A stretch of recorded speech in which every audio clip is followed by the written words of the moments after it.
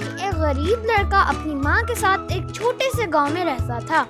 ان کے پاس ایک واحد گائے تھی جو ان کے لیے دودھ دیتی تھی۔ ایک دن جیک کی ماں نے جیک سے کہا کہ وہ گائے کو بیچ دے تاکہ وہ کچھ پیسے کما سکے۔ جیک گائے کو لے کر بازار کی طرف روانہ ہو گیا۔ راستے میں اس کی ملاقات ایک بوڑھے آدمی سے ہوئی۔ بوڑھے آدمی نے جیک سے کہا، اگر تم مجھے اپنی گائے دے دو گے تو میں تمہیں یہ جادوئی پھلیاں دے دوں گا۔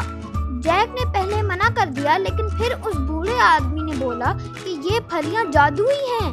جیک نے سوچا کہ یہ ایک اچھا سودا ہے اور اس نے گائے کے بدلے جادوئی پھلیاں لے لیں۔ جب جیک گھر پہنچا اور اپنی ماں کو پھلیاں دکھائیں تو وہ بہت ناراض ہوئی اور پھلیاں کو کھڑکی سے باہر پھینک دیا۔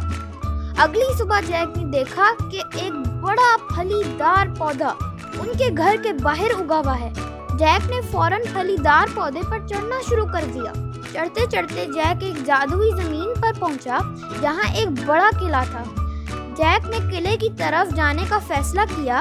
وہاں اس نے دیکھا کہ ایک دیو اپنی جادوئی اشیاء کے ساتھ سو رہا ہے۔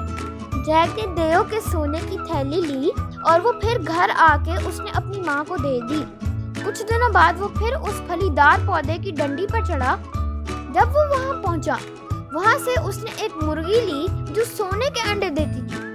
اگلے دن وہ پھر اس پھلی دار پودے کی ڈنڈی پر چڑھا اور اس دن وہ ایک سونے کا جادوئی ہار لے آیا۔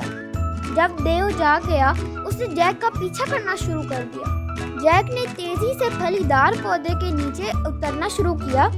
جیسے ہی وہ نیچے پہنچا تو اس نے اپنی ماں کو بلایا اور وہ دونوں مل کر پھلی دار پودے کو کاٹنے لگے۔ آخر کار پھلی دار پودا کٹ گیا اور دیو نیچے گر گیا اور ختم ہو گیا۔